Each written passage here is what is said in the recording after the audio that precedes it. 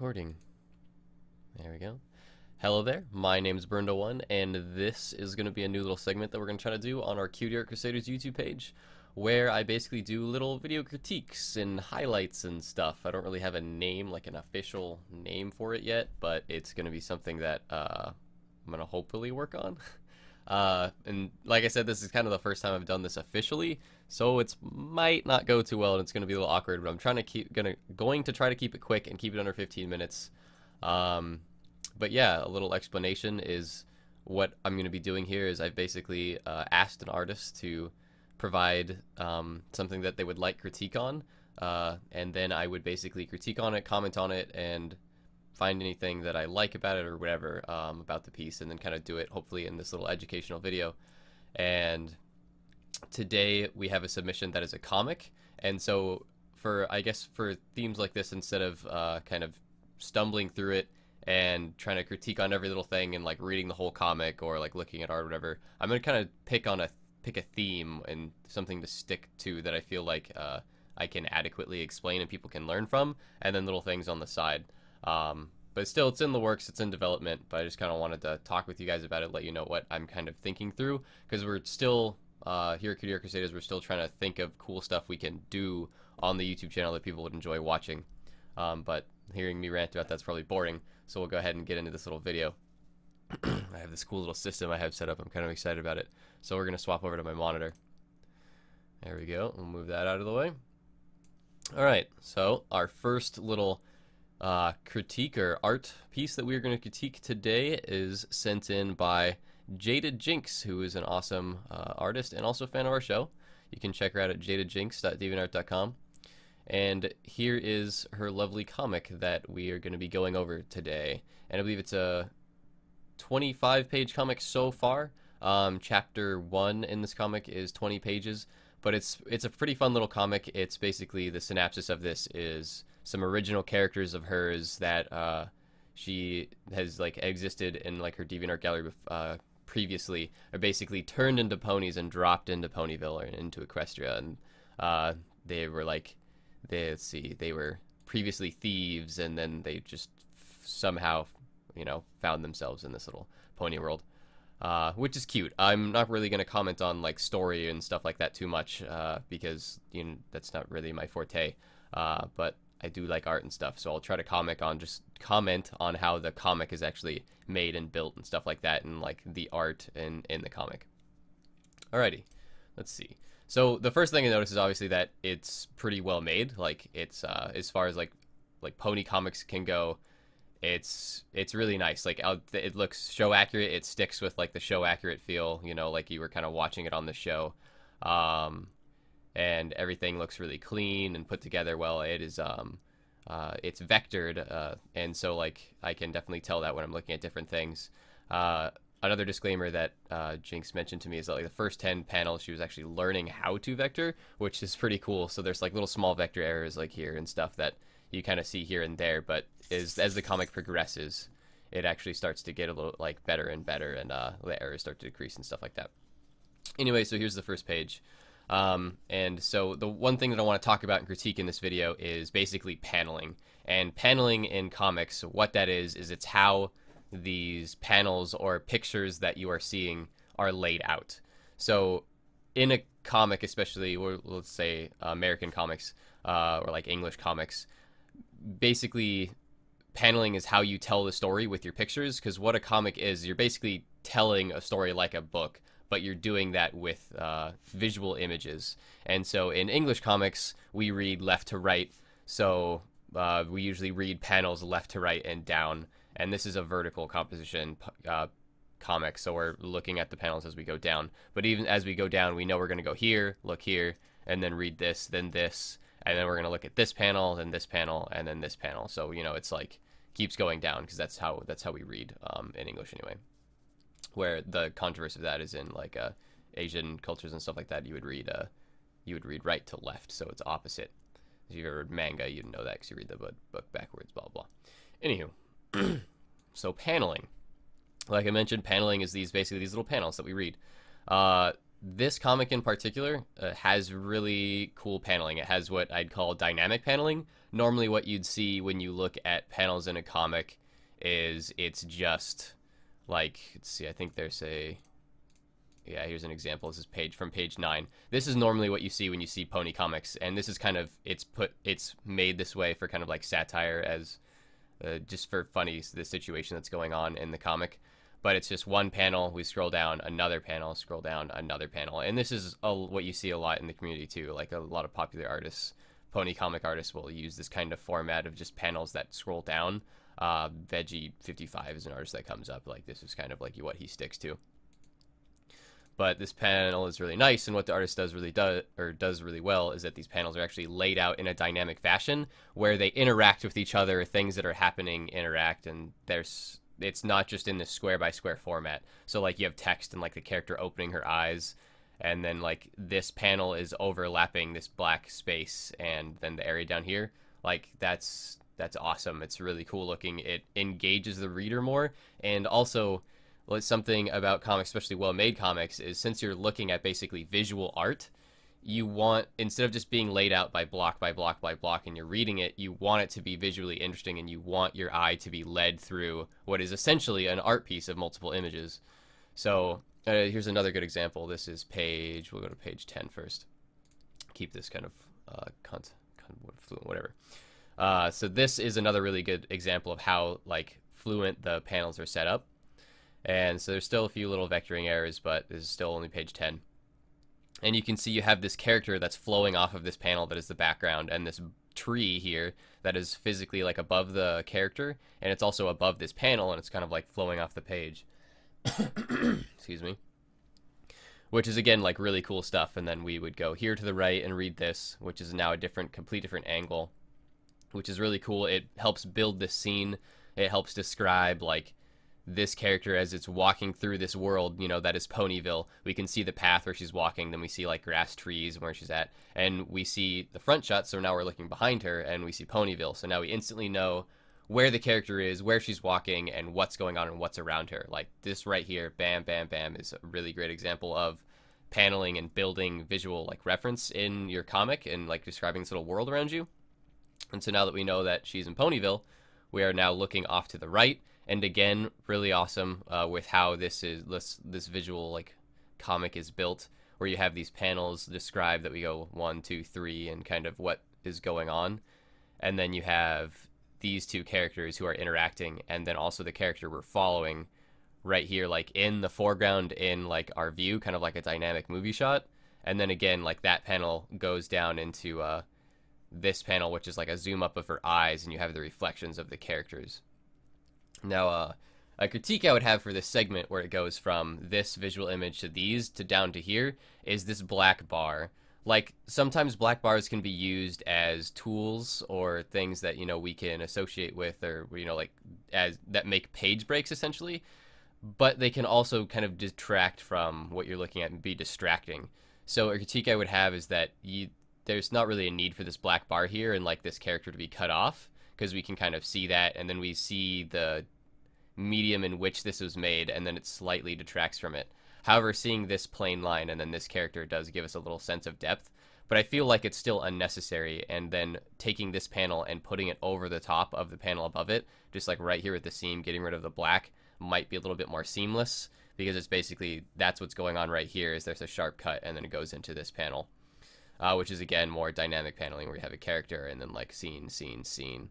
Yeah, and then here, like, this is where the black paneling is kind of excused, because it goes back to the, like, I guess, the setup of where you have a picture plane with black, like, border around it, and another picture plane. But this is, again, used really creatively, because you have Apple Bloom over here leaving the picture frame, so you can tell that they're moving to the right, because they're physically leaving the picture, they're going off the picture, and then here you have Scootaloo physically jumping out of the comic itself, which is, again, really, really great. It helps give this sense of movement and like the characters like flowing through. Awesome stuff. I really like that as well. And let's see, then again, more dynamic paneling stuff. I'm gonna keep saying that over and over again. I don't even know if that's the correct term. I kind of just made it up, but it's paneling that is used, you know, creative, and is not it is not linear like square, just block, block, block. Anyway, so we have a character who's a horse climbing a tree. usually doesn't end well. And so you have him sticking his arm into the tree, and then this panel shows you what's going on when he sticks his arm into the tree trying to grab a branch, which is, again, pretty creative. And obviously it doesn't go well. And then something I wanted to comment here that was really cool was that this tree is all just one big image of a tree. You see how it's just endless and seamless? Like, that, again, is really awesome. Like, we see these characters, what they're doing, and then the talking is going down left to right and down, left to right, down, left, right, down. And then, like, all these shots of what's going on and what they're saying. But the tree is, like, one big tree throughout this entire comic panel. And, like, that is, again, really, really awesome. And then it cuts from the tree starts to end, and you have him on a branch, and then just sky. And then you see him fall, and then obviously it's very dramatic. And then it breaks what's going on and puts this black line here. I don't know if I really have a critique about that too much. I guess it's not too much of a problem. It kind of helps, you know, magnify him falling, and then like it gets a little bigger and starts, and then it's completely gone right here. So I don't have too much of a problem with that. I think it's fine. And then right here, which is pretty good, where you have this character seeing what's happening, and then he breaks that picture plane, like, but he's coming from below it, you know, because he's off of this. And then some funny stuff happens here. I'm not really sure what's going on here. Having things be very clear where they cut off or where they end or where they come out of a picture plane or enter, I feel like is very important. So something you can do to kind of combat that is, instead of having like all this smoke and stuff come outside of the box, what you can do is have him coming outside of the box from the top, like he's falling into this picture plane or into this plane that we're looking at, and then this smoke and his body cut it off right here and put him inside of this panel. And so you don't have all this smoke and him like kind of going out into nowhere and then touching the top of these two picture frames where the black bar is reintroduced, because it looks off, and we see that, and then we're now looking. It becomes a problem because we're now looking at the panel and how it's made instead of looking at the art instead. You know what I mean? We're looking at the thing and how it was made rather than just the story and the art. Let's see. Then we have, we'll not scroll down too far. Some strong language in this comic. And we already talked about that one. Again, some more dynamic paneling. And here we go. So this was another critique that I wanted to talk about, or a section I wanted to critique. So we have these panels, and they're getting more and more dynamic and creative as the story goes on. Like, you have this little thing going on here, this dynamic, and then like it's behind this bush that the Cutie Crusaders are hiding in, which is it's really cute and helps, you know, it really helps drive this like sense that they're kind of like trapped or stuck in this little area. The fact that they're like backed up against it, and you have like a foreground and stuff going over them and like stuff behind them and panels in front of them as well, like that's really good. But then we have these arrows that lead you to a panel. So I don't know if arrows like this are used commonly in comics, because I'm admittedly not the biggest comic reader, but I feel like the reader can be led through the panels with the use of like visual aids and how the panels are made and how these word bubbles are made, rather than using these arrows. So like as I'm reading this comic, I'm looking at visual images, the characters, and the text. I am not looking for arrows. So when I get here, I instantly see these chat bubbles, and that is where I'm going to go to, and this is what I'm going to read, this is what I'm going to read. But then we have this panel here, which I have now skipped. So then I have to go to that, and now I've skipped to a part of the story, and I have to go backwards in the story, and that detracts from the comic you're trying to tell, from this, you know, story you're trying to tell in this comic. So instead of having this here and this here, like I understand it's kind of how you have it built, but you would definitely consider rebuilding this. And an easy way to rebuild this is simply swap the sides. So this part over here, this panel, can be on the right-hand side. This panel right here can be on the left, and that helps in two ways. One, it's because we see it first, and so it makes it the panel we're going to see. And two, well, I guess if this is the first one you want to see, change that up a little bit. Move this over to, or not move it over to the left. Where am I trying to get at? Move this one up so this is the first thing we see, and like this chat bubble is the one that's coming off like this is. So we see this chat bubble and this image, so you would want to move it up and not swap these sides. Sorry, forget what I said before, I got ahead of myself. The point I was trying to make is you want to put what we are going to see on the left-hand side first, and then have it the highest thing first, because we read up to down. Or, yeah, so we read from the top to the bottom. So you would make this little cute thing how the panels are coming off of the image on this one, and you have this up there, and then it would lead you down to this one. So the arrows become unnecessary. You don't need the arrows to lead you to the thing or to the next panel, because the panel itself is actually placed where you would read it. And then you would have this one down a little bit to the left, and so we would go down to this panel instead of this arrow, and then this character over here can now be placed on the left hand side underneath this panel, and then this panel can then be placed where it's at, or down again and to the right. So we're constantly going down to the left, then to the right, then to the left, then to the right, going down. Like, zigzagging is still a decent way of leading our eye through, but we're not being explicitly told by arrows. I feel like there's a disconnect there when we have to see these arrows and be like, oh, oops, I'm supposed to be led here. Now we're taken out of the story, we're taking out of the comic, we're taking out of the visual art, and we're looking at these devices that are telling us what to do, and that's not very good. It's not a very good way to build a comic unless you're trying to do that on purpose, and like that's the point of adding that little like visual tool there.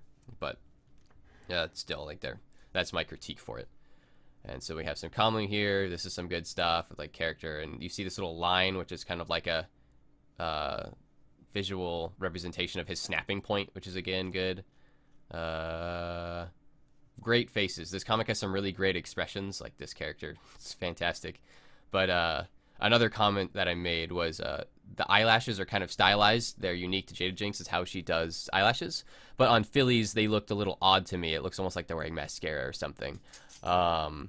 In that how Philly's eyelashes work is it's the one line that's obviously not as thick as the older ponies' eye lines. It's a little bit more thinner, and their eyes are also circles. Here they have the same eyes as like mares and colts, but Phillies actually, since they have a short stubbier head, they have actually round circular eyes instead of oval eyes like the older ponies do. So and that in the their eyelash actually gets cut off. It cuts off the little bottom part of their eye line here, so that little black spike at the bottom wouldn't exist. It would just be covered up, and you would just see like the eyelashes. Anyway, that's a minor detail. You can make eyelashes how you want. Just know that having a larger oval eye versus having a circular eye makes them look a little bit older and a little bit more mature, a little bit like older ponies, where the circular big puppy dog eyes is kind of what the show does on purpose to make them look more youthful, if you know what I mean. And so we go to the last panel here that I'm going to talk about, where they find this ruby. Spoiler alert, and stuff's going on. But again, this is pretty good paneling with the use of black bars. And the reason why it's a good use is because these panels, they are different shapes and sizes. So if they were all just the same, it would be pretty boring to look at. But the fact that they are changing shape, this one goes off of the plane, makes it so it's like, here's a picture that we're looking at, and then zoom in, like action shot, like in a movie, and you see this character, and then there's two panels of this character's expression, and all the characters are talking in the background, which is like over the scene, is really good. And then we have, again, this panel of like what she sees, and then you have these characters like coming out of their box, like talking. Like this is really good. We'll just cover that up. Beep, censor. Of like physically like coming out of her picture plane holding this ruby. Again, really good stuff. And let's see. Again, this is a cool shot too, playing with like camera dynamics of where it zoomed. So you have the characters looking at her, and then she was trying to look at Zecora in the background here, and then they become blurred and it goes to her. Blurring stuff like that forces our eye where to look, because 1, we're trained to, and 3, we don't want to focus on this blurry stuff, so our eye looks at whatever's easiest to look at. So we'll go here, which is again a really great use of art. Dude gets a ruby, freaks out, passes out. All these action shots. This is really good. Thing in the middle that's going on. All the people reacting to it. Good paneling. And then we get right here. So I was reading this story and I was enjoying it. Like, this is all great paneling. Like, his arm coming off of the panel, the ruby. Like, great stuff. Really, like, again, dynamic. That's my buzzword for today. And then here you have this is like a sensitive part. You know, it's supposed to be very dramatic in a different sense that I've been using it. I don't know, dramatic, not dynamic. Excuse me. Don't confuse the two. And scene where like she's sad and she's like freaking out, like what's gonna happen. And then there's this arrow, which leads you here. as soon as I saw that arrow, I was taken out of the comic and go, okay, like, because what I was doing is when I was scrolling down, I read this, and then I instantly went here and started reading this, and then I read this and saw the arrow. Crap. So what we're going to do if this arrow was not here, we would look at this panel, then we would look at this panel, then we would look at this, and then we would look at this. One, because this is placed behind the object, and because it's lower down than this. Because we're looking for chat bubbles. As soon as we look for them, we're looking for chat bubble, chat bubble, chat bubble. This chat bubble, because it's to the right. Then we go down, and then we go right again. So we would be led through like that. But the arrow tells us we're supposed to go here. I did not do that. I was then taken out of the story, and now I'm judging the comic and how it's made and not looking at the story in which you've presented for us. I just realized I have had this chat on the whole video. I am so sorry. Luckily, that has not affected. I'm not re-recording this. 20 minutes in. All right, let's wrap this up. Totally wanted to be 15, but I'm rambling. Yeah, such is me. Such is the life of Burned. Anywho, so again, I would revise this. I would have her like something else be say here that's before it or whatever, and then have this dramatic scene. Or just not even include this panel. Like, yes, don't worry. I'm sure he's just fainted from the suspense. Like, it's almost unnecessary. Like, you can just have this, like, is he okay? And then you can have, like, I'm sure he's fine or whatever, and then somewhere else, you know. Like, it's really cool. It's really well laid out panels, and it looks interesting. But you just have to realize that we're going to look here, then here, and then here, and adding an arrow is not going to change how we view this comic visually, especially when we don't notice this arrow like I did when I was reading it. So you have to be aware of how your viewers are going to view your comic, and you have to change your comic and your panels according to that instead of adding arrows to hopefully lead them, because one, it won't work, and two, it takes us out of the comic. Anywho, that was, I think, my last and final critique. Another little ending note is the comic was made with original characters that the artist had made. That was a little confusing for me too, because I had I came into this comic with no previous understanding of these characters. I just thought they were like, it was the artist or like her pony persona or something, or her persona and like her friends dropped into this world. I didn't know anything about the pre-existing characters. Having a synopsis that you would read before then might help with that, or keeping the characters simple, because like some characters are like anthro, and then one of the characters is like human or something. So being consistent with what your characters are and their backstory, and letting the audience know about them at certain times is also really important, especially just to tell your story. So making all these characters human for the sake of just like viewers understanding, or have them be characters which you determine in like a synopsis or something before people read the comic would also help a lot. To just reduce confusion, because I didn't know if they were people, if they were you, if they were friends. It turns out they're thieves, and like a heist went wrong, and that's what this ruby is. But like finding that out as I go is totally fine, as long as it's laid out in a clear fashion. But as I was finding it out, I was still confused, and then I found myself judging my confusion of the characters rather than learning about the said characters. So some clarification on that and being clear with who your characters are, what they are, as you tell this story is another critique that I had. And yeah, I think that is everything. If you would like to go check out this comic, again, it's JadedJynx, which is JadedJynx.deviantart.com. And you can check it out in her gallery. It doesn't have a folder. That's another critique I have. It should have its own folder where the whole comic is in like a folder, so we can view it easily. There's 25 pages so far. Chapter 1 is 20, and Chapter 1 was pretty entertaining. It was cute. There was a lot of funny moments too, so I really, really liked the humor. It did make me laugh at multiple parts, so I would recommend going and checking it out.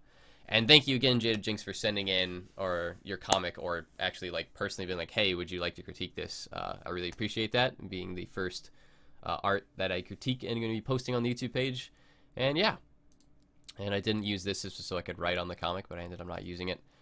And yeah, I think that is everything. So let's go back over here. And whoop. All right. So that was my little video critique session. If you enjoyed this, I would appreciate it if you let me know if you thought it was good or bad or stupid, I shouldn't do it, should do it, whatever, in the comments. I know, like, people on YouTube always ask for that, but I really have no clue if this is something I should keep doing. I really want to make stuff for the YouTube channel, and I want us to do stuff that's just fun. So if this is helpful and educational, like, please do let me know. You don't even have to comment on the YouTube channel. You can note me personally if you want on my DeviantArt. And yeah, if you are an artist who would liked this and you have a piece that you would like critiqued, or you feel like there's something that you could learn from having like someone like myself critique it, please send it to me. I would love to look at it, and if it is, I feel like if it's good to talk about on a segment like this, and there's some like a lot of good points that I can share with others, I would love to critique it and make like a video thing like this. So please, you can send that into our Gmail, which is cutieartcrusaders@gmail.com, or you can note it to me personally on DeviantArt, either or. And I would really appreciate that. And yeah, I think that's everything. Yeah. So yeah, I've been Burna1.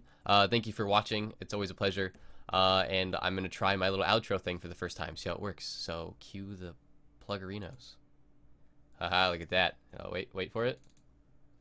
Oh yeah, outro music. All right. Thanks for watching, everyone. Appreciate it.